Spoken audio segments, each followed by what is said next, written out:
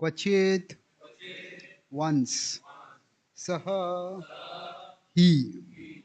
Dvivida, Shailan, mountains. Utpatya, tearing up. Tai, with them. Deshan, all the kingdoms. Samachurnayat, he devastated. Anarthan, the province of the Anartha people, in which Dwarka is situated. Sutaram eva, especially. Yatra, where. Aste is present. Mitra, of his friend. Ha, the killer. Hari, Krishna. Translation and purport by the followers of Srila Prabhupada. Translation. Once Dvivida tore up a number of mountains and used them to devastate all the neighboring kingdoms, especially the province of Anartha, wherein dwelt his friend's killer, Lord Hari. Another time he entered the ocean and with the strength of 10,000 elephants churned up its water with his arms and thus submerged the coastal regions. The wicked ape tore down the trees in the hermitages of exalted sages and contaminated their sacrificial fires with his feces and urine. Just as a wasp imprisons smaller insects, he arrogantly threw both men and women into caves in a mountain valley and sealed the caves shut with boulders. Once, while Dvivida was thus engaged in harassing the neighboring kingdoms and polluting women of respectable families, he heard very sweet singing coming from Raivatak mountain. So he went there. There he saw Sri Balaram, the lord of the Yadus, adorned with a garland of lotuses and appearing most attractive in every limb. He was singing amidst a crowd of young women, and since he had drunk Paruni liquor, his eyes rolled as if he were intoxicated. His body shone brilliantly as he behaved like an elephant in rut. The mischievous ape climbed a tree branch and then revealed his presence by shaking the trees and making the sound killa killa, killa killa. The word Shakhamruga indicates that the ape Buddha, like ordinary apes, was naturally inclined to climb trees. Srila Prabhupada writes, this gorilla by the name Buddha could climb up on the trees and jump from one branch to another. Sometimes he would jerk the branches, creating a particular type of sound, killa killa, so that Lord Balram was greatly distracted from the pleasing atmosphere.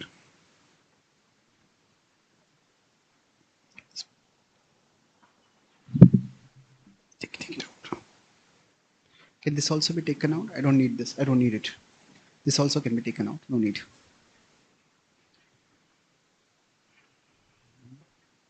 Om Jnanatimirandhasya Jnananjanishalaakaya Chakshurunmilitam Yena Tasmai Shri Gurave Namaha Nama Om Vishnupadaya Krishna Prishthaya Bhutale Shrimate Bhakti Vedanta Swami Iti Namine Namaste Saraswati Deve Gauravani Pracharine Nirvishesha Shunyavadi पाश्चात्य देशतारिणे वाञ्छा कल्पतरुभ्यश्च कृपा सिन्धुभ्य एव च पतितानां पावनेभ्यो वैष्णवेभ्यो नमो नमः। जय श्री कृष्ण चैतन्य प्रभु नित्यानंद श्री अद्वैत गदाधर श्रीवासादि गौर भक्तवृंद। हरे कृष्णा कृष्णा कृष्णा हरे हरे, हरे Ram Ram Ram Hare Hare. Hare Krishna. So I'm grateful to be here with all of you today. And this is the Srimad Bhagavatam. There is described a disturbance in this section that is disturbing. So what do I mean by this? That if you see, I'll be using this tablet as a whiteboard. I'll write a few things here and there. So if you see, there are broadly two kinds of people in the world. Some people are wise and some are otherwise. So Krishna talks about this in 16.6. Dvau bhuta sargau lokesmin daiva asura evacha. So there are the divine people and the demoniac people. So now, while in principle these two are distinct categories, in practice it's not that simple. So whenever there is categorization, the branch of knowledge that does categorization or that focus on categorization is called as taxonomy. You can have plant taxonomy, species taxonomy, you can have even devices. Generally the word taxonomy is used more in biology, but it can be used anywhere, any system of classification. So whenever categorization is done, in principle, in concept, it is clear. In practice, often it becomes hazy. Why? Because in principle, if you look at the map of India and the map of Bangladesh, okay, India ends over here, Bangladesh is over here. But if you go actually, the boundary is not so simple and neat, isn't it? Is this particular tree in India or in Bangladesh? So this river is the boundary. Okay, that river is the boundary. Does that mean half of the river is India's property, half of the river is Bangladesh property? Now, in real life, classifications that are there conceptually are difficult to translate into real life. So, in one sense, this particular categorization the Bhagavad Gita is giving in the 16th chapter can seem very black and white. So, I was speaking in Stanford 2-3 months ago, and there they said that one person, he said, the Bhagavad Gita does not have any nuance. It is very simplistic, simple black and white categories. I said, really? What makes you think like that? He said, 16th chapter. In my early days of Krishna consciousness, we were taught how not to teach Krishna consciousness. So one of the things was you distribute books. You tell people this is Bhagavad Gita. And in the 16th chapter, read it, you will find yourself there. In the first 3 verses, you will find me. Remaining verses, you will find yourself. So the first 3 verses are about what? They are the divine nature. So that is not how you share. But this can seem very black and white. So actually, if you look at the flow of the Bhagavad Gita, see, many times there are questions that Arjuna asks in the Bhagavad Gita. Now, how many chapters are there in the Bhagavad Gita?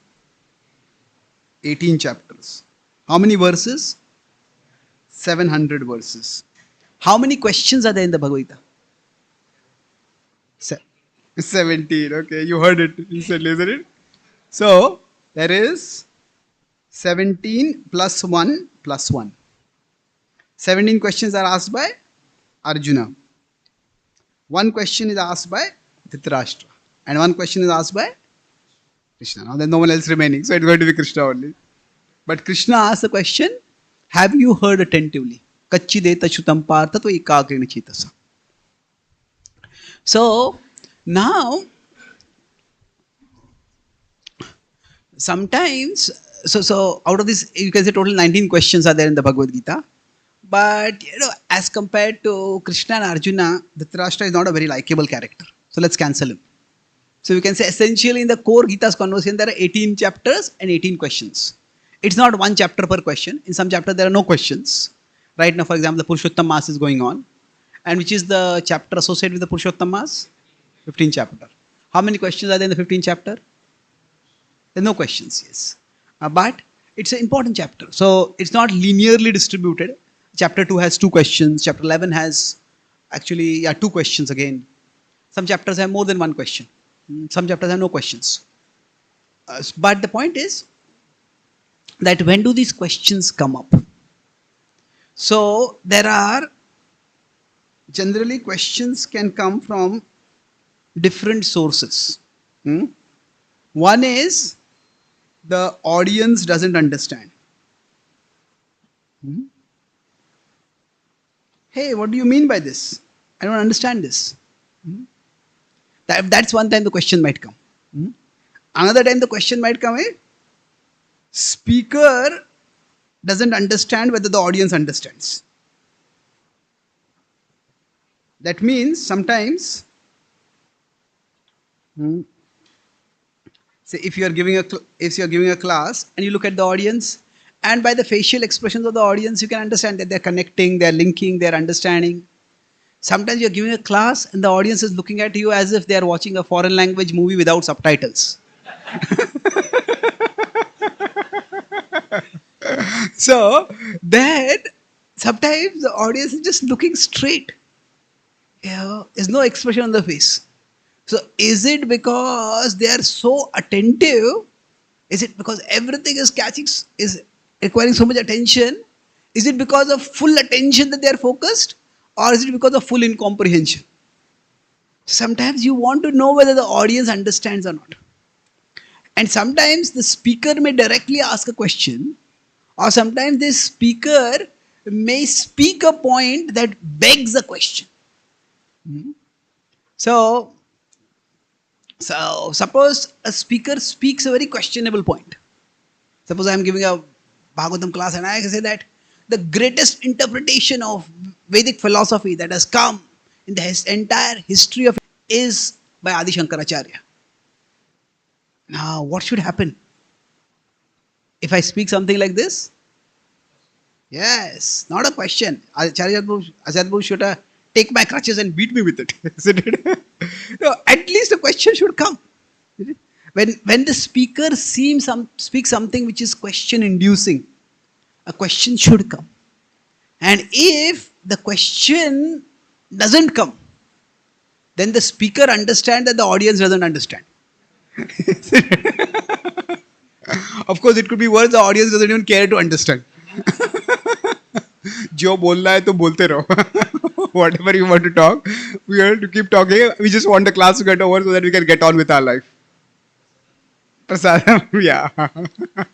So there are times when Krishna drops question evoking points. So for example, in 4.1, it's a normal conversation going on. If you see, till from 3.36 to 3.43, actually the conversation is quite psychological. It's talking about how lust arises in our heart, how it gets triggered, and suddenly from 4.1, the discussion becomes cosmological. It's a sudden shift. It says, I gave this knowledge to the sun god. And sometimes in that sudden shift, then maybe the speaker will explain something further. Why am I making this shift? So Arjuna waits for some time. And when he says that Krishna is just going on with this topic, I say, wait a minute. So 4.1 he makes this point. 4.4 Arjuna asks a question. Aparam bhavato janma param janma vivasvataha. That actually the sun god is senior to you by birth. How did you speak this knowledge to him? How am I to understand that? So that shows that Arjuna is also attentively hearing. So similarly, when Krishna gives a black and white description, if Arjuna is hearing attentively, actually that black and white description is a provocation. It's a provocation to check whether Arjuna is hearing. So this particular description of the divine and demoniac nature, it comes in which chapter? 16th chapter, yes. Anyone know 16th chapter has how many verses? Sorry? Okay, you can guess. Okay, I wrote one word. Can you guess the next word now? I wrote one letter. 28. 27. Yeah, only 8 more options remaining. Yeah, 24. Did you check? Okay, you remember. Good. There are 24 verses. Now, as soon as this chapter gets over, immediately 17.1, Arjuna asks a question. And the question is, Krishna, you talked about these two categories, but what about those who are in between? So Krishna deliberately gives a black and white description to check whether Arjuna is actually hearing attentively or not. So he says, Krishna ends the 24th chapter, 23rd verse, he says, Yaha Shastra Vidhim Utsrujye Vartate Kamakarataha. So Krishna is talking about two categories of people. He's talking about faithful and restrained, self-restrained.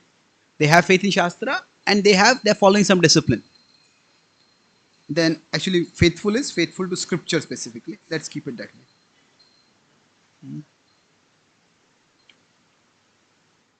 way. But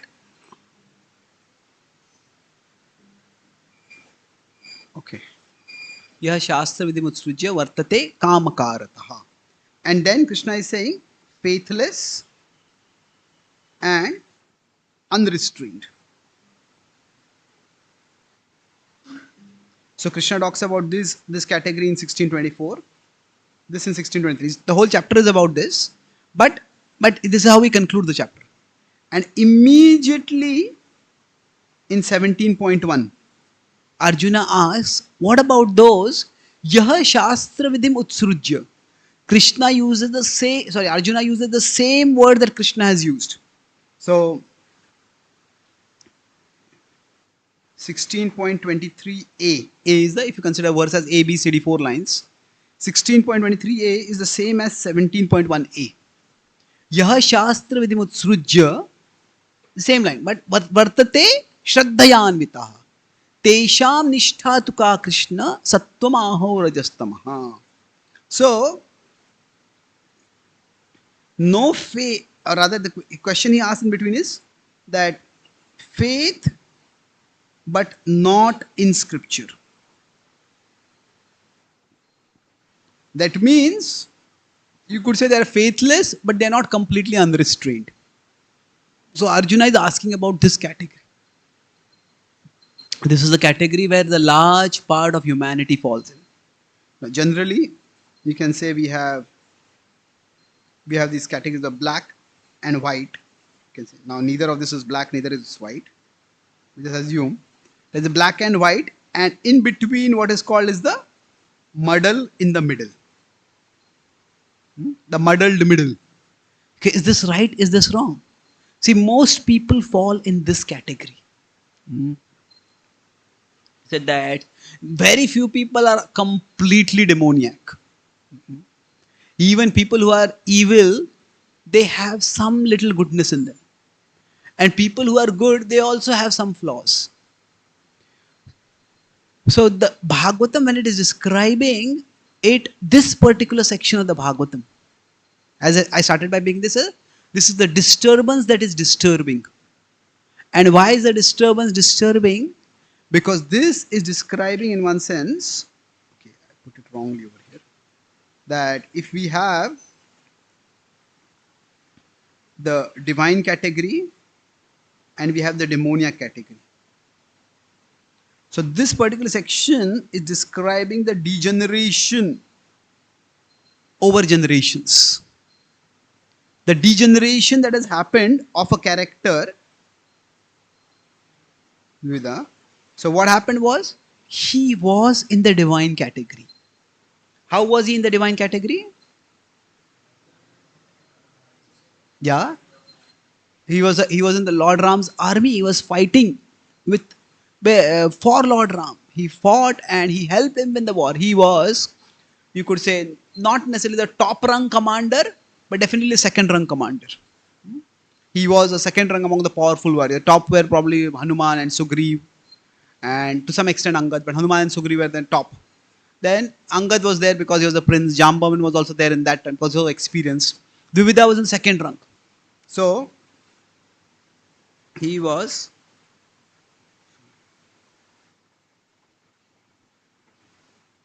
He was a second rung warrior. Now, when I say second rung warrior, it seems like a second degree, but a top rung but second rung warrior in Ram's army.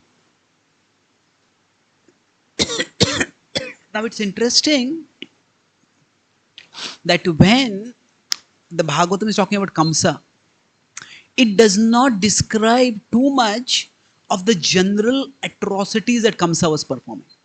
That Kamsa was a brutal person. He killed 6 of the children of Vasudeva and Devaki, and he sent so many demons to kill Krishna. But there's not much description in the Bhagavatam directly about how Kamsa was persecuting the citizens in general, where all the citizens being exploited with huge amount of taxes. It is described that Nanda Maharaj was going and regularly paying taxes. Now, was it such a exorbitant tax that Nanda Maharaj was left without any food? No. Vrindavan was also prosperous. So the point is that Kamsa's demoniac activities in general terms are not described. Because overall, it is understood that he was a demon. In the entire Bhagavatam, this is the section, as far as I remember, the 10th canto at least, where the general destructive activities of a character are described. Now it is described Putana killed many children. That is true. And she was a terrible witch. But in this case, the point is that here he was a devoted person. He was a divine person. And this description that we saw over the verses, it's quite a brutal description.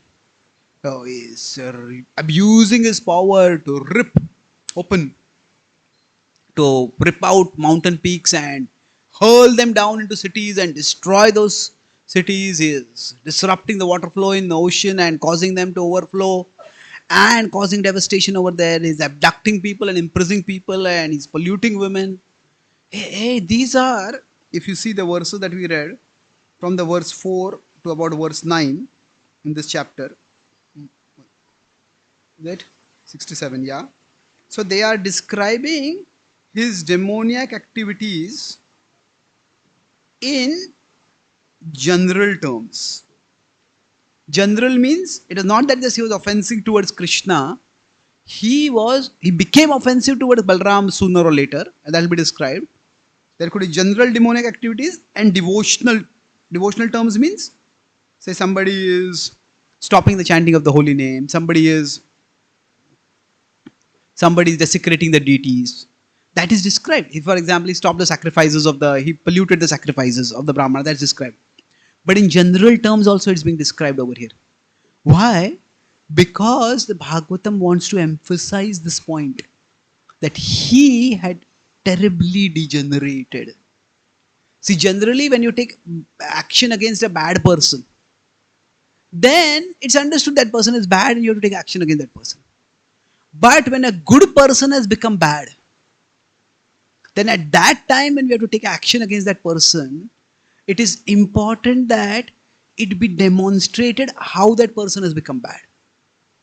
Otherwise, there will always be that feeling that, oh, this person was treated unfairly. Did you have some personal agenda against that person, due to which you did this to him? So, the perceptions are often very subtly managed and subtly shifted. Say, suppose there's some devotee who is being considered for initiation. Now, you could make two statements about that same devotee. The facts are the same. So, for example, if you say, he had problems earlier,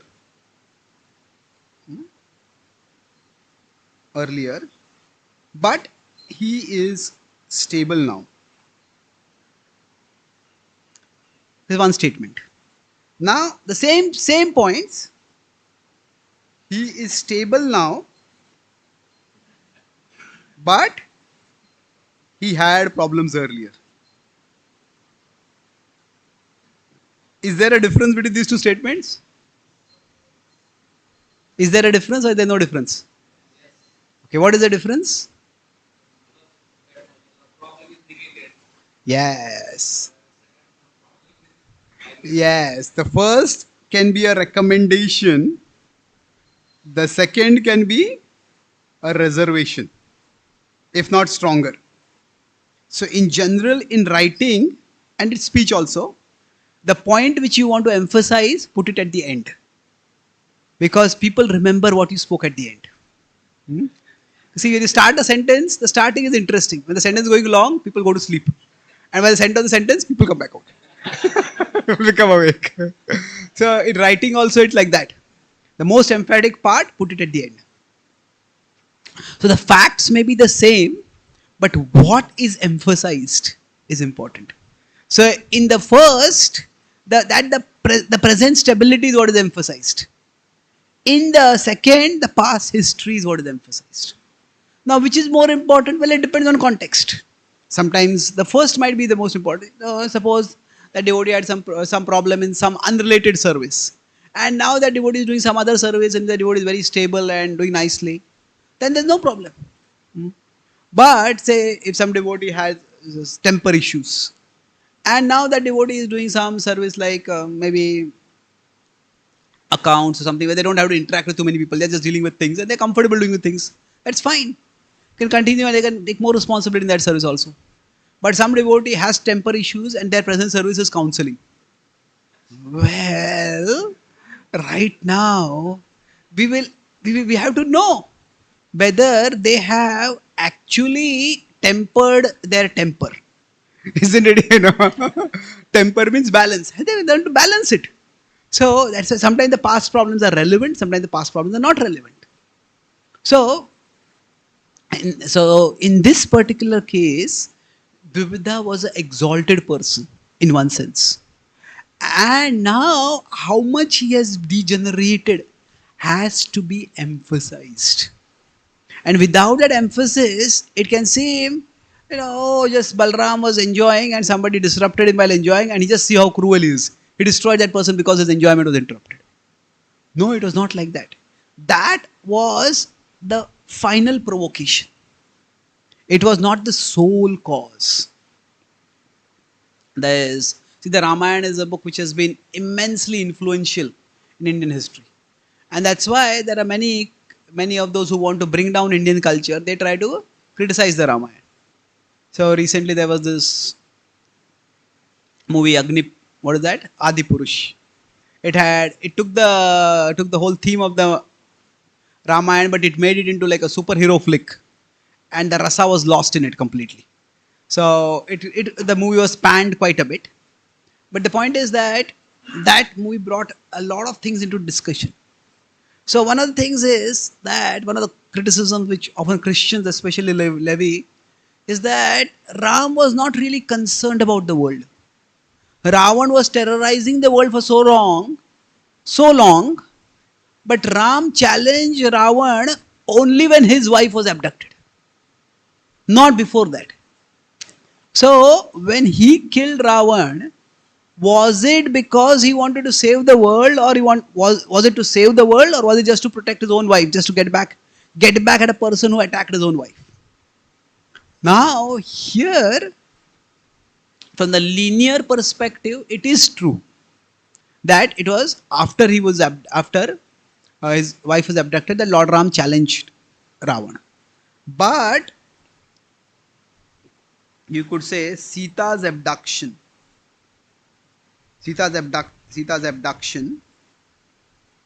was that the sole cause, or was that the final trigger?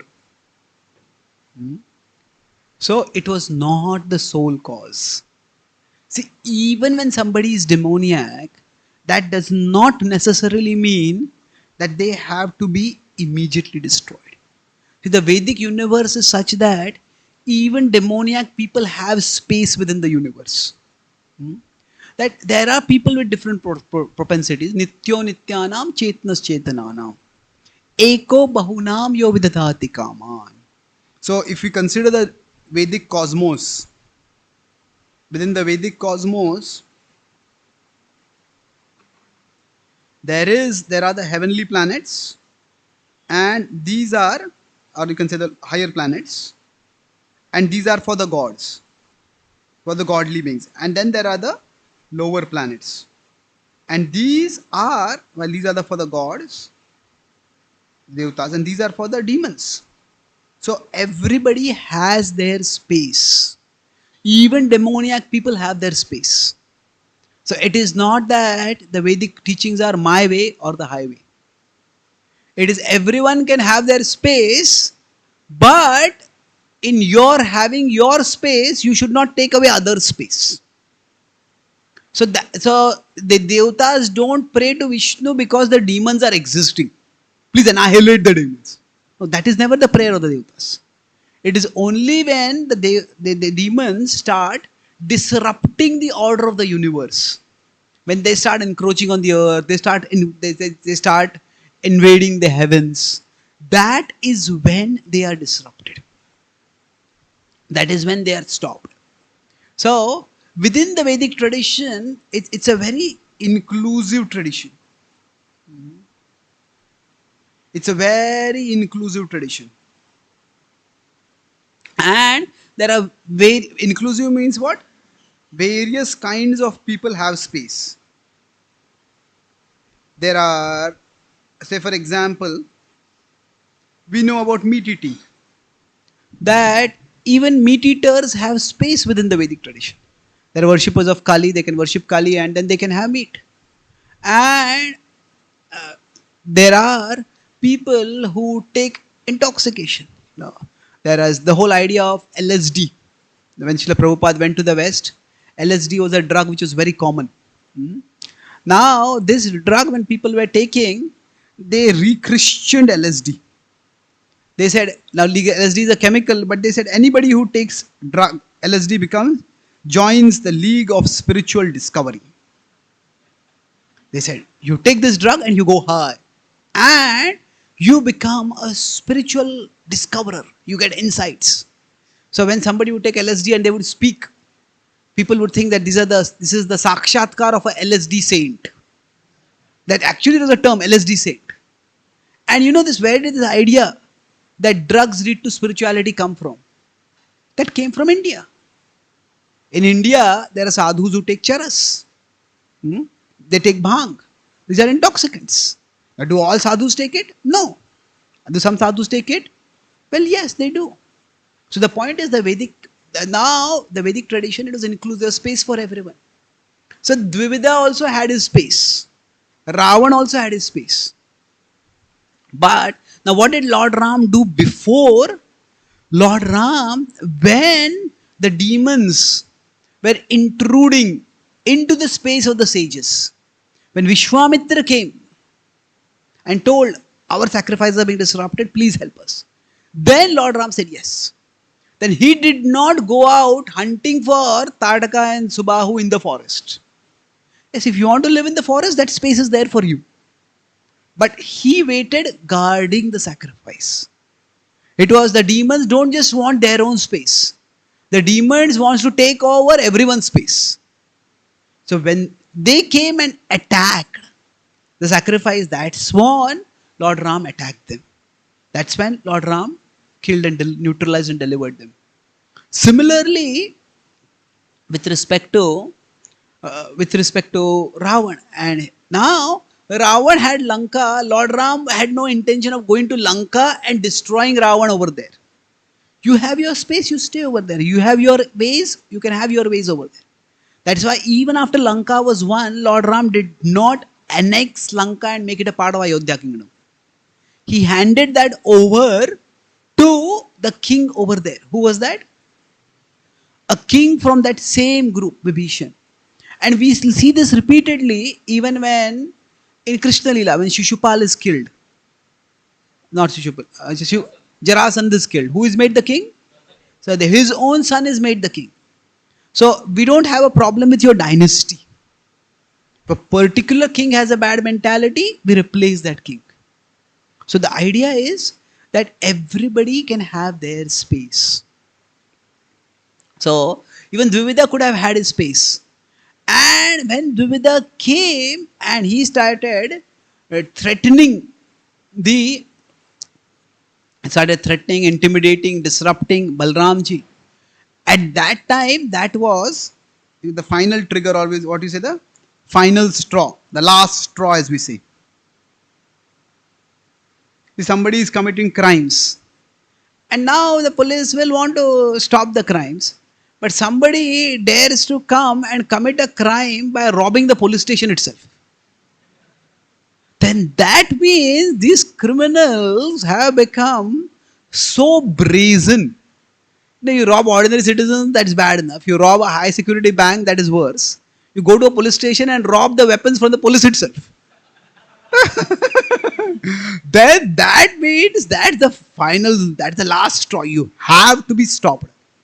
So when Balramji is now going to take action against Dvivida, it is not just because his party was disrupted.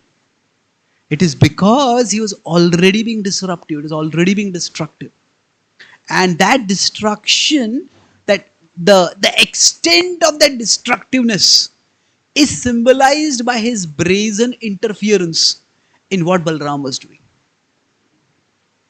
Now he could have had issues that the verse which he recited at Hari, Mitraha Hari, that Hari had killed his brother, his friend rather.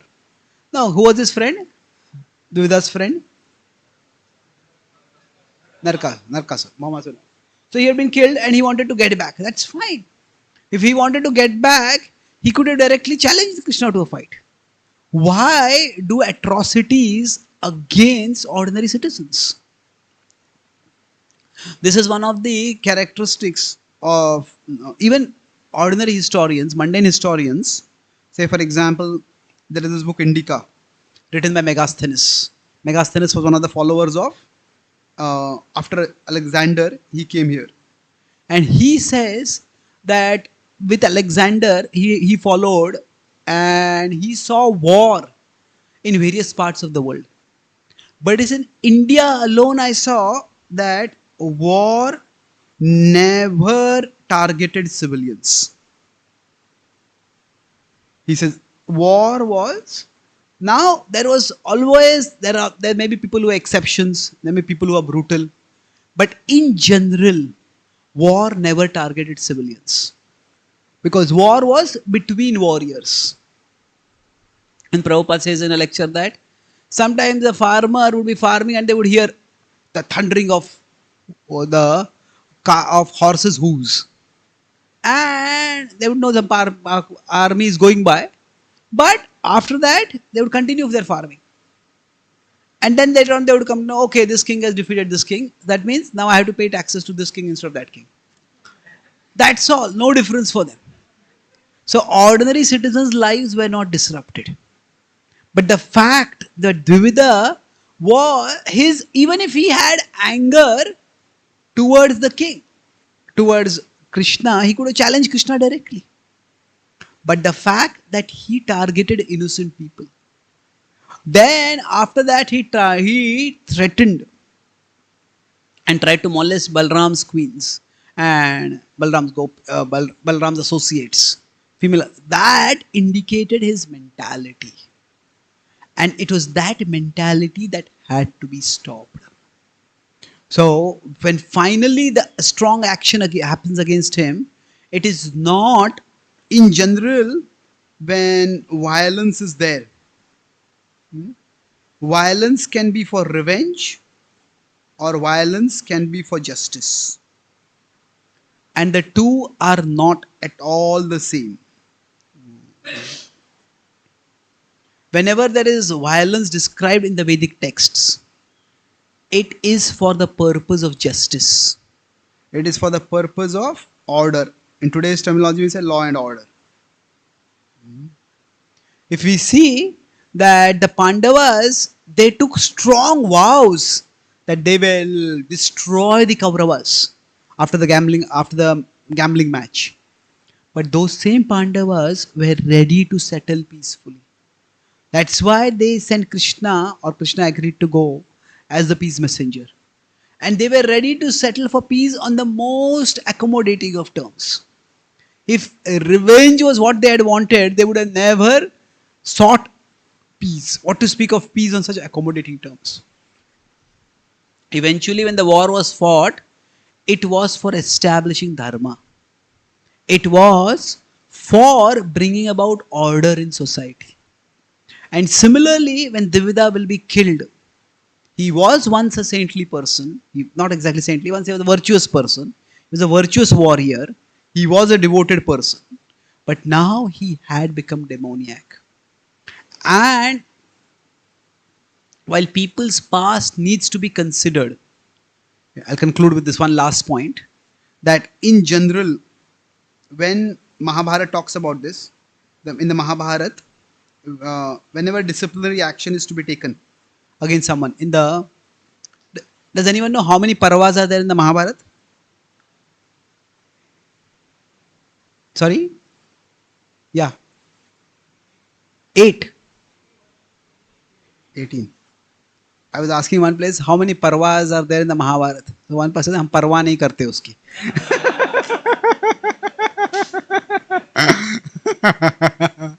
So there are 18 Parvas. Does you know which is the longest Parva? Bhishma Parva. Really? Okay. You have a right to your opinion. Actually, yeah, Bhishma Dharma is longest in terms of the dramatic action that is over there. The two Parvas that are longest are the Shanti and Anushasan Parvas. These both are actually describing Bhishma's instructions to Yudhishthir. Now, in terms of events, there are a lot of events that happen in the Bhishma Parva. Bhishma Parva is not only about Bhishma as a commander. The incidents before that also described. But the Shanti and Anushasan Parva, in the Krishna Dharma Prabhu who translated the Mahabharata, is we are good friends. So he told me, I asked him, we have not translated these two Parvas. He said, if I translated those two Parvas, they will become bigger than the entire remaining Mahabharata. So he says, that is a project for a future lifetime. So I am telling the main story of the Mahabharata. That's why, and that book itself is quite big if you have seen. Several hundred pages. So anyway, here, Bhishma, when he's talking with Yudhishthir, he analyzes various things, and one of the things is, what is the purpose of disciplinary action? And there are three broad purposes. Now this same thing is talked about in Dharma Shastras also later. Okay, one is, you could say, restriction. Restriction means that you stop the wrongdoer from doing wrong. Restriction of wrongdoer. So if there is no disciplinary action, that same person will keep doing wrong and may start doing even worse wrongs. In general, what happens is that everybody has a lower side within them. And everybody is looking for how much can I get away with? What can I do and get away with it? And the more we can get away with, the more we want to further get away with. So there has to be curtailing of the wrongdoers, wrong actions. So this may be, for example, if somebody is in a crime, you put them in jail. Or if somebody has abused a position, then we relieve them of that position. So basically, that is restriction of the wrongdoer. Then the other side is restitution. Restitution is for the victim. That if somebody has been hurt by someone's actions, then that person needs to get a sense of closure. So sometimes if somebody has been targeted by a crime, then they need to be given some compensation. Okay, now of course there are different kinds of crimes and not everything can be compensated by financial terms. But some amount of restitution has to be done. That okay, you did this to this person, you will have to go to jail, but you will also have to pay this much fine. You destroyed their house, you set fire to their house, you have to do this. So restitution. And third is, you could say, regulation. And the regulation is for people in general. What it means is that people in general need to see that wrongdoers are punished. If they see that wrongdoers can get away with wrongdoings, then even they will start thinking, okay, if they can do this and get away, then why can't I? then why shouldn't I? So, all these three are broad purposes of disciplinary action. Now, in this particular case, Dvivida, he was doing worse and worse and worse things. And generally, any crime is bad. But if some criminals do a crime right next to the police station, it's not just a matter of the ego of the police that you did a crime in front of us, or you robbed our own police station. It's not just a matter of ego, it's also a matter of credibility. It's ordinary citizens will think that if the police can't protect the police station also, what are they going to protect us? Isn't it? So it's also a matter of credibilities. Even when in the past there was monarchy. Monarchy means there's one king and there were no elections and things like that. But still, it was not that the monarchy meant that the king could rule simply by authoritarian power. The king also had to earn the trust of the citizens. Otherwise, citizens will not cooperate. And that was one of the main reasons why, say, Kaikai or Manthara wanted that Kaikai asked that Ram also be sent to the forest. Because she said that as long as Ram is in the kingdom, the citizens will not accept Bharat as the king. And he said, if you send him away for 14 years, then during that time, Bharat can, by his generosity and by his expertise in ruling, can win the trust of the citizens. So the point is, credibility also has to be maintained. So these three are there. So Lord Ram did this, when Balram is going to punish Dvivida. At one level, it was Dvivida's actions were already atrocious, and his trying to violate the associates of Balram indicated that atrocity would go beyond all limits. And that's when he had to be stopped. So overall, this pastime or this particular section within the Bhagavatam demonstrates the degradation that had happened to Dvivida and the rationale why he had to be punished. So I'll summarize what we discussed. I discussed three main points. The first was, I talked about broadly the divine and the demoniac natures, and how Dvivida's journey was that he had gone from divine to demoniac. So we talked about these two categories in general. Conceptually, they are very clear. Practically, they are hazy often, the differences between the two. And Krishna also speaks in a way that prompts Arjuna to ask a question. So there is the muddled middle, which is always confusing. So it is to relieve the confusion that is in the muddled middle, the atrocious activities of Dvivida are described over here. Dvivida's atrocious activities are described.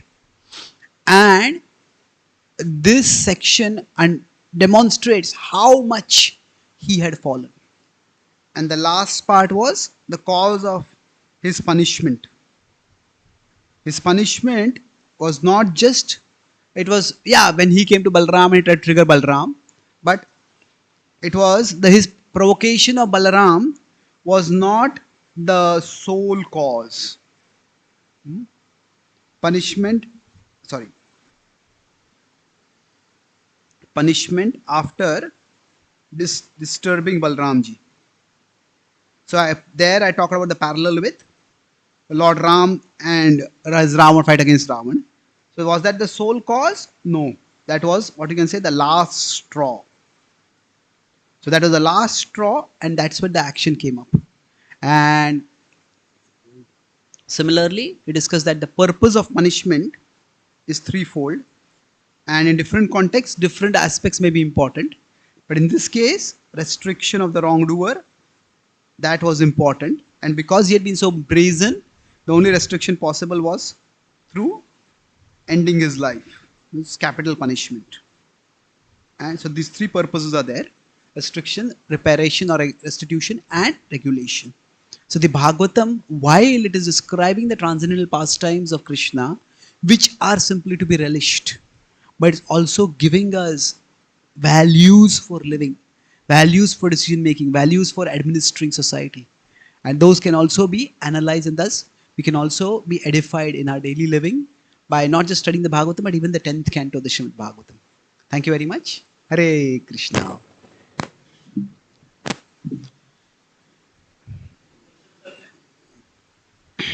Yes.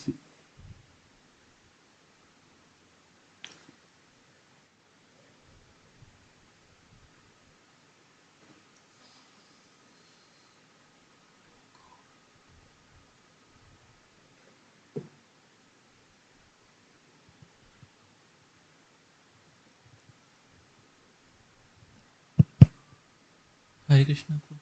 Thank you for this beautiful insight on the whole pastime. I especially liked your idea of Vedic, inclusiveness of Vedic culture. So, in Vedic culture, we see there are different spaces for different beings. But now, in our terms, the time we live in, there is no such different space. We are all, it is called a global village. We are all together. So, now recent incidents I can relate to this, that now meat eating, if you take, so it is wrong or it is right, it cannot be said, as you said, because people have different spaces. Now in this scenario where we live, what should be our stand? Because we how do we take a stand in such a case? Okay. See, just because, so the question is that can we say that meat eating is not wrong, or is it wrong? Well, see, there are two different things over here, or rather, three different things. You can absolutize. Meat eating is wrong and it's always wrong. Or you can relativize. Meat eating is wrong for some people, it is not wrong for some people. Now, these two are extremes of a pendulum. But in between is contextualize.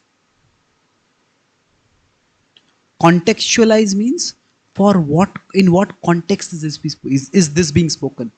For whom is this being spoken? So, just to give another example, say, recently in this, I was asked a question about artificial meat. Yeah, artificial meat. Meat is like a lab meat, they call it. That they don't actually kill animals, but they grow the meat in the laboratories. And they say that this is, they call it what? Ahimsa mass. Non-violent meat. Now, is that good? Is that bad? Well, one extreme could say, it is unnatural, it is terrible, it should not be eaten. Well, that's true, but it depends on what perspective it is. For somebody who is already a vegetarian and somebody who is a meat eater, now, if somebody who is, if you consider lab meat is in between, if somebody is a vegetarian, that person starts eating meat, that's bad because it's lab meat. We don't want that person to go down and start eating lab meat. But on the other hand, if somebody is eating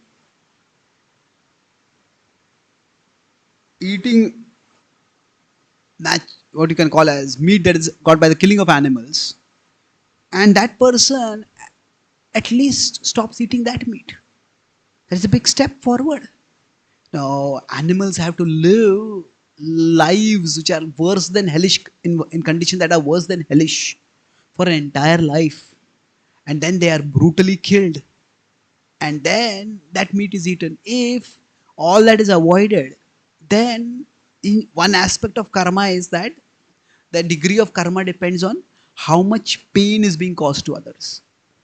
So in this case, also there is some pain caused, but the consciousness is not so developed, so the pain is much lesser. So it depends on context. So similarly, we don't relativize, saying that, it's right for that, there are no absolute truths at all. That okay, it's all up to you. Well, it's not all up to you. It's not so much up to you as it is up to your level. So for somebody who is habituated to eating meat, at least if they bring dharma into their life, there will be some regulation of eating meat. In general, in scripture, eating meat is not a recommendation. It's certainly not an instruction. It's a concession. And that concession is given. So we try to contextualize, understand where the person is at and what will be the step ahead for that person from where they are. So is this instruction helping that person to move a step forward? Then definitely give that instruction. If that instruction is going to justify that person's going down, then definitely won't give that. If this instruction is going to give present such a huge obstacle for that person that that person just can't do it, then maybe don't emphasize that right now. I was in New Zealand and there was one devotee told me he was among the first, his family was among the first immigrants to New Zealand, Gujarati family, and they became very successful. They had a chain of restaurants. They are among the biggest restaurant owners over there. And then he became a devotee and he said that, no, I don't want to sell meat. But they had, he said, I was talking with me, he said, we have almost 250 members in our extended family. And all of them run the restaurant business. Now he was among like the eldest brothers, the main runners. He said, our whole family business would have been disrupted. So when I told them that I don't want to have meat over here, he says, you are in the name of being your devotion, you are being irresponsible. You are jeopardizing the lives of everyone, the livelihoods of all of us. You cannot do this. Then he talked with me. Then I talked with his spiritual master. Then he knows me quite well. Then we had a three-way call. Then this was almost several years ago. But then he decided that he said that, I will take personal responsibility for one restaurant. And that restaurant will be meat free. And we'll see how financially viable it is. If this model can be replicated, then see the others were not so much that, not that they were so attached to meat. They also dharmically understood meat is not so good.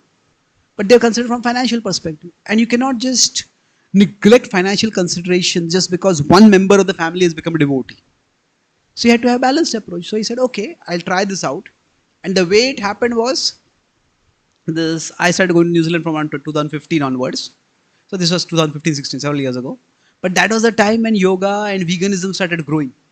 So he branded it as Wellington's first vegan restaurant. And it took off big time. And within 2-3 years, within 1.5 2 years, his restaurant started doing better business than all the other restaurants. And then they all shifted to vegan. He said, but still it took us almost 4 years to shift it all. So now that patience is required.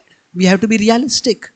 There are standards, but how to implement those standards in real life, different people can have different challenges. I need to accommodate them. So that's why contextualize. Does that answer your question? But my question is rather as a person, what stand we take? Does it depend on what we represent? What is the stand we take means with whom? When a question is asked to us, does it depend on what is the question that is asked? By whom is it asked? Like meat eating. If a question is asked on meat eating. So what is the question? Should we support it or? Why should we support it? Of course we won't support it. But you said not that Vedic culture there is space for everyone. So we don't. No, but see, it is not our responsibility to give space to everyone. See, there are two different things entirely. That if you see when this when churning of Prithu Maharaj was done, at that time that Nishada came out. And Nishada was a dark person, but the Brahmins did not chant a mantra and kill him. Told him go to the forest.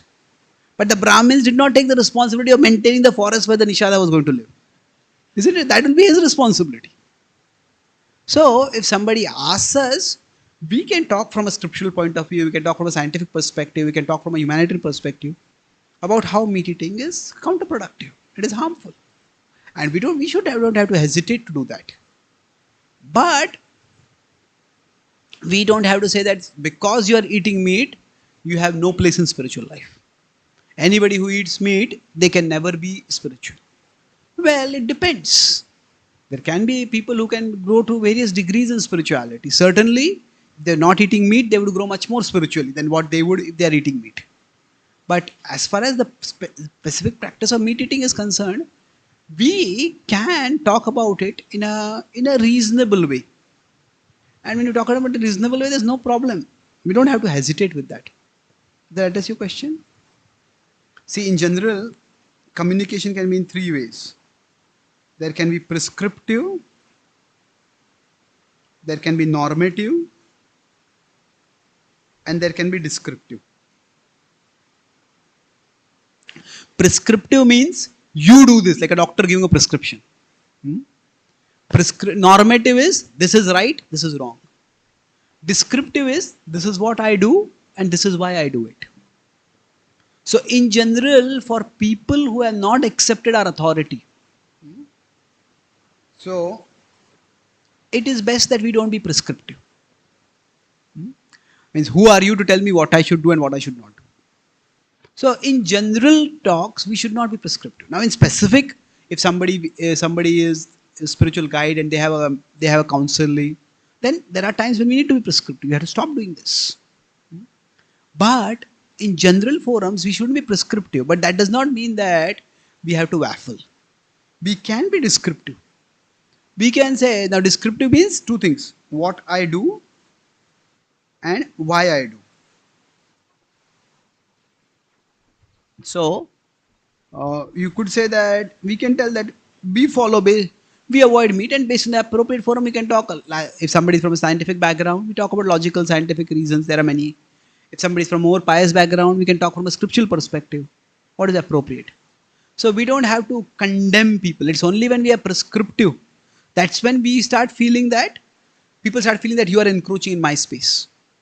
But if we confidently say, this is the space I am standing in, and this is why I stand in this space, and you are welcome to join in this space. That if we don't do that, then we'll be doing a disservice. We shouldn't be so insecure that we don't tell the truth. But it is only when we start becoming descriptive or normative. So prescriptive means you should do this. Normative means this is the right thing. If anybody is not doing this, they are a terrible person. No, that is something which, especially in public forums, should be avoided. Why avoided? Because people may not have accepted the ethical value system that we have accepted. So if we are judged by standards that we have not accepted, then naturally we will find it unfair, isn't it? If we are not a part of a particular system, then why should we judge by those standards? So when we impose our moral standards on others, that is when it becomes a problem. But does that mean we say there are no moral standards? No, we don't say that. We say, now we may say these are not our moral standards, they're scriptural moral standards. Agreed. But have people accepted scriptural authority? Scriptures can also be interpreted in different ways at different times. So the point is that our purpose is always to educate. But we educate in such a way that we don't alienate. We don't alienate people. We actually attract people. Now, how exactly to do that? So, you could say if there is not even descriptive outreach is not there, then there is no education at all. But if there is prescriptive or normative outreach, then it can become alienating. So, we have to be careful. So, our purpose is educate to elevate, not educate to alienate. So if you see Krishna talks about don't agitate or alienate people, Krishna talks about this in 17:15 in the Bhagavad Gita. That anudvega karam vakyam satyam priyahitam chet. Same point Krishna talks about in 3:26 in the Bhagavad Gita. Na buddhi bhedam janayed ajnanam karma sanginam. Don't disturb the minds of ignorant people. Act in such a way that they can be engaged for their gradual elevation. Okay? Thank you.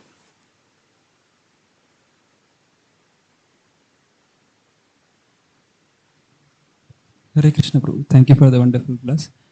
My question is something little related to the previous question only. So you had said that the Christians try to bring down the position of Ramayana, especially telling about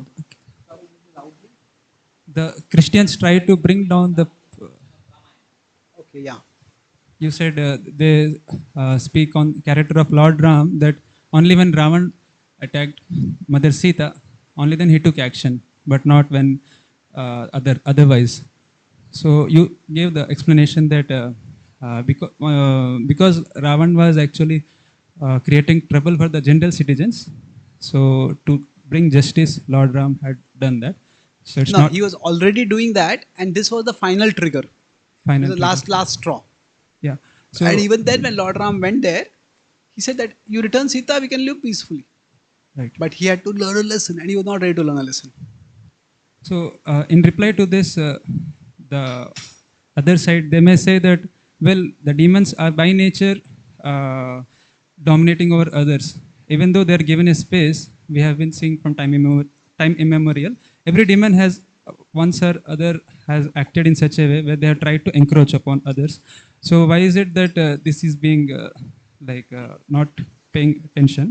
I mean, they may say that Lord Ram could have subdued Ravana much before that, because he was a very prominent demon. There's the nature of demons to encroach. Okay, it's the nature of demons to impose. Well, it's not that simple. See, there is. We shouldn't have a Mayavadi vision of demons. Mayavadi means all demons are the same. No, there are different souls who occupy demoniac bodies. And not all souls who occupy demoniac bodies are equally demoniac. So, when I say the demoniac people also have their space, that means that the rules governing ethical behavior, the rules of dharma, are different for the demons than they are for the humans, then they are different for the devatas. But there are some codes of conduct even for them. So, that is why even Vibhishans told Ravan that Hanuman is a messenger. Messenger should not be harmed. And Ravan respected that. But he said he didn't act like a messenger, so he has to be punished. So the point is that even they have their codes. So everyone has some boundaries within which they function. The extent of the boundaries may vary. And when they go beyond those boundaries, then action has to be taken against them. But till that point, yes, their actions are accepted. Now, is that a recommended thing? Not necessarily recommended. But is that something which is allowed? Yes. Everybody needs, as I said, their space. Now, was Ravan a destructive person? Certainly he was destructive. But once he had conquered the heavens, once he had established his might, after that, he was not constantly going around terrorizing the universe. See, Ravan, he had more like a ego trip or a power trip. He wanted to establish that to everyone, I am the most powerful person. He'd established that. After that, okay, he had his queens, he had his kingdom, and he was living there. He was not living exactly peacefully, but he was not constantly being violent. So, when he abducted Sita, when he refused to return Sita, when all conciliatory efforts failed, that in one sense showed that he was not going to learn by any other means. That's when he had to be punished. So there's a difference between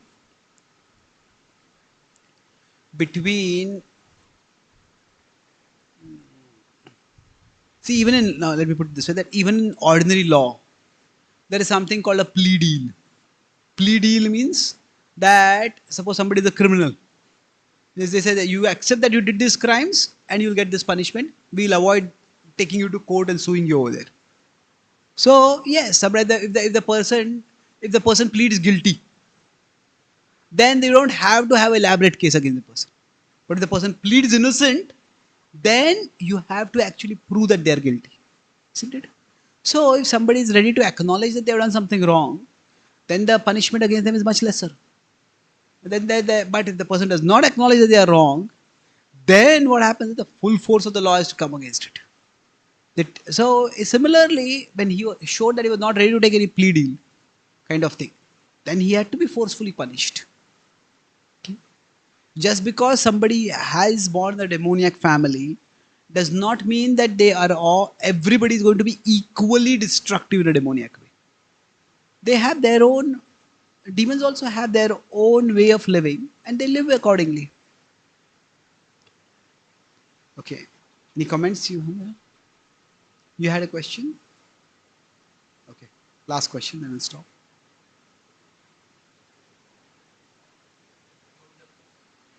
Sorry? I'm fine, but I don't think the question in everyone's mind is when is Prasad, you know? Oh, really? Okay. I would like to go.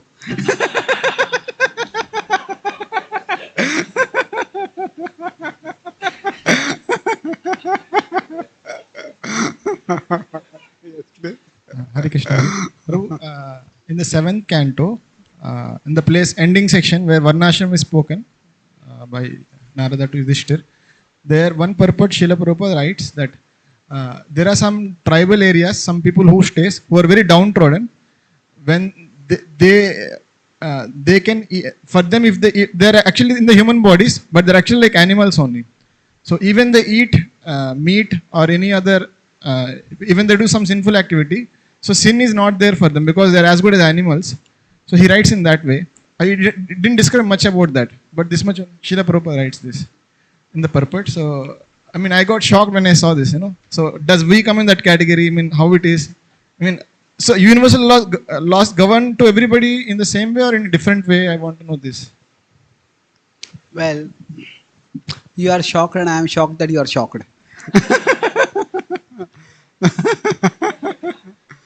Well, there are two different things over here. First is that Jivo Jivasya Jivanam. The world is a brutal place. And we have to some extent, kill for eating. We offer our food to Krishna. Even vegetarian food also involves some level of killing. The level of killing is far lesser, but killing is involved.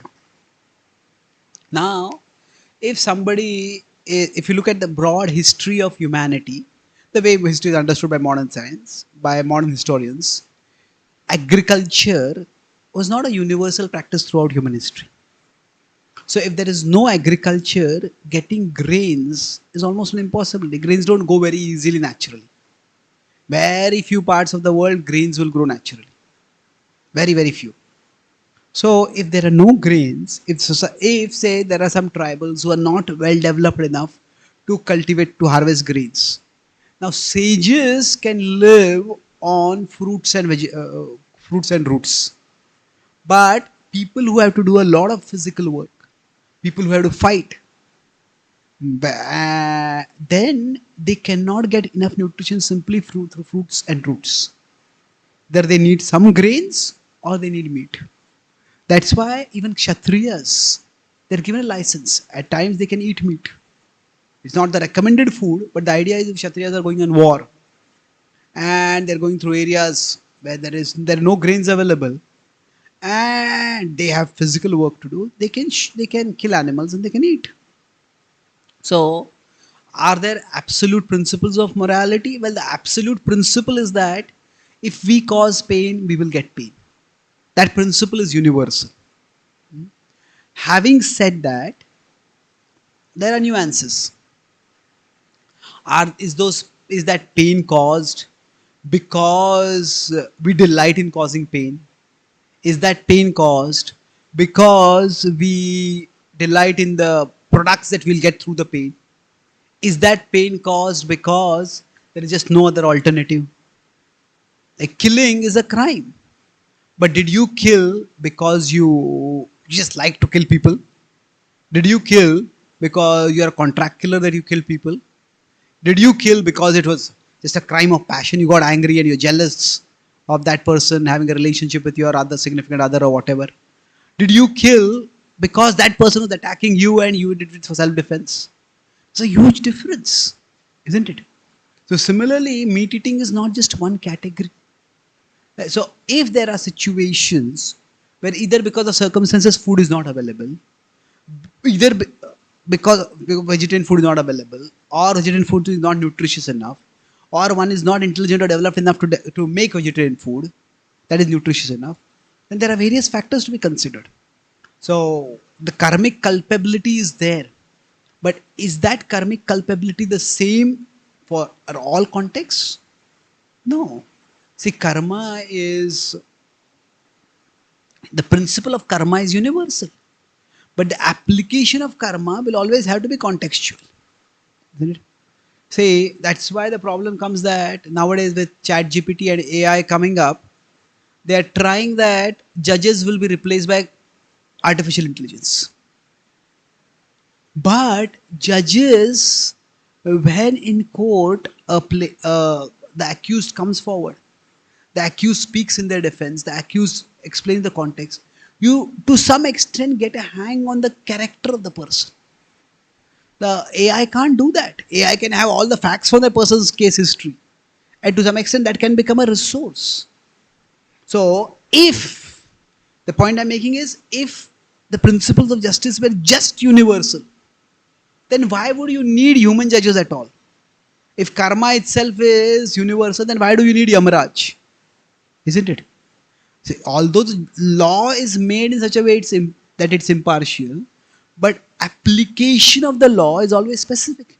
And that's why judges are required. So that's why discretion will be there. So in some exceptional cases, like those, the karmic implications might be very low. When there's no karma, it is said, it is not literally no karma. It is more like, as compared to others, there's practically no karma. Just like when a person has no food to eat and they're going to starve and die, and at that time they eat meat, that's relatively speaking no karma. Just to conclude, I mean, the countries like China, we see, the countries like China where they eat only meat generally. So, I mean, they don't get much sin compared to the Indians who eat meat. Is it right conclusion or is it? Well, if I give an answer, I'll get sin.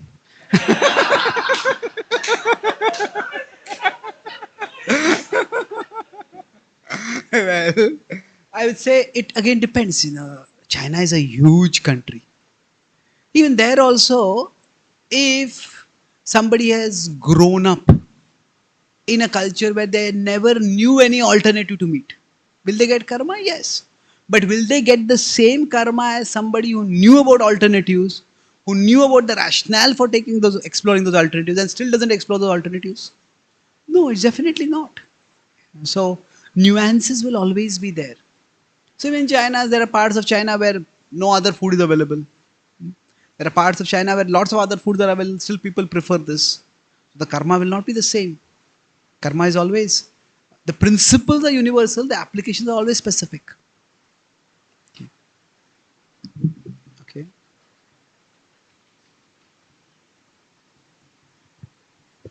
Like in Prabhupada lectures, Prabhupada says that ignorance is no excuse. Prabhupada gives example of that.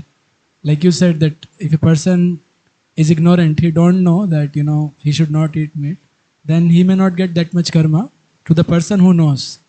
But Prabhupada, like in Prabhupada lectures, we see very clear. Prabhupada says, Prabhupada never speaks of categorization. Prabhupada speaks, like in one of the lectures, he says, okay, I asked a person, are you a devotee? He said, no, I am not a devotee. So you are a demon, Prabhupada said. Like that, Prabhupada gives a very clear cut statements. And like in this case, also Prabhupada says, if a child puts hand in the fire, then he must be burned, because ignorance is no excuse. If some person, if he is crossing... See, ignorance is not an excuse, but ignorance can be an explanation. They're two different things. Excuse means that I do something wrong and I cover it up. But explanation, if a child does not know what is a fire, and you put hand in fire, then the child gets burned. Why did you put your hand in fire? I didn't know that causes burning, isn't it? So there's a difference between excusing an action and explaining an action. Now, in terms of psychology, when a person is excusing and another person is explaining, that might be difficult to discover. But in terms of category, they're two different things. So, when Srila Prabhupada speaks, generally when Prabhupada takes one point, he just goes full force in that point. But the nature of Prabhupada is that it doesn't always stick to that point. There are times when Prabhupada gives other perspectives. So for example, if Prabhupada is talking about the moon mission, we say man never went to the moon.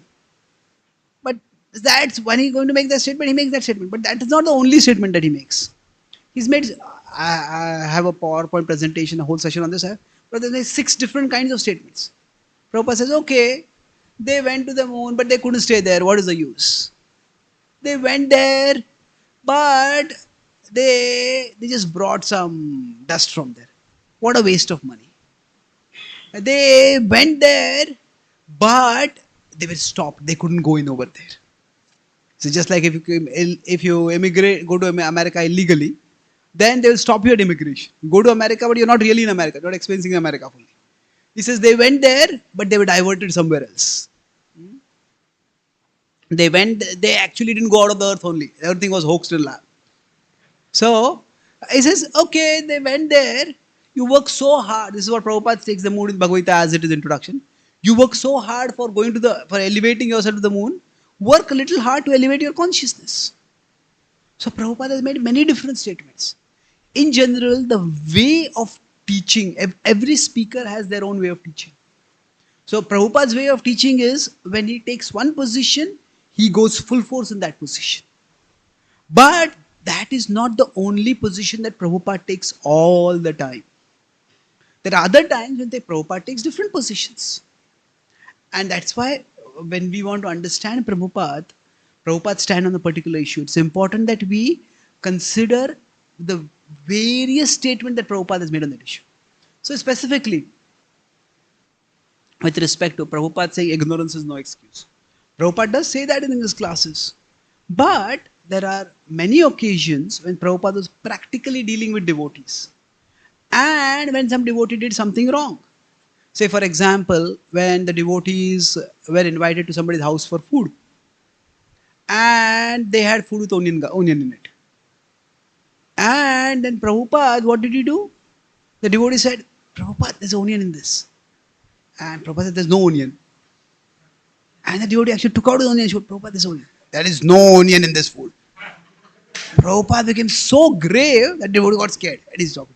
And they all took that food.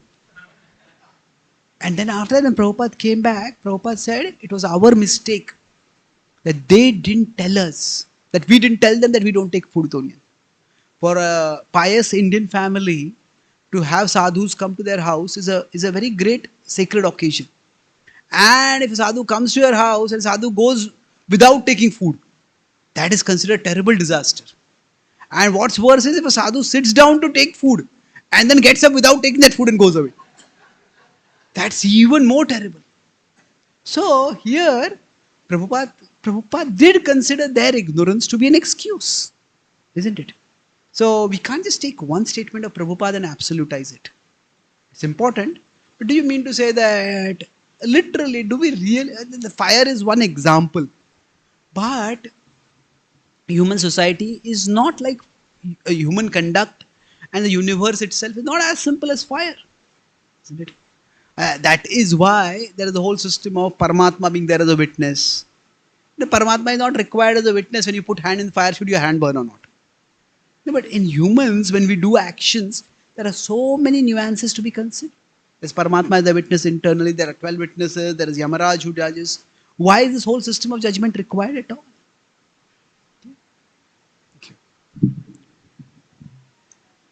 So even, for example, in Prabhupada, we said that Prabhupada would say, directly sometimes he would say, if you're not a devotee, you're a demon. Prabhupada would say that, but that's not how Prabhupada would deal with people. Prabhupada was very respectful to people, even who were not devotees. He would meet with scholars and he would talk with them very politely. He's not talking, you're not chanting Hare Krishna, therefore you're a demon. That was not the mode that Prabhupada generally used when he's speaking. Prabhupada also said that scientists and philosophers, they are in the mode of goodness, in the 14th chapter mode. Now, he's not talking about their devotees. He's recognizing there's some good in them because they are reflective, they're thoughtful. Okay. So, thank you very much. Grantaraj, Srimad Bhagavatam ki, Srila Prabhupada ki, Gaura Bhakta Vrinda ki, Jai Gaur Premanande.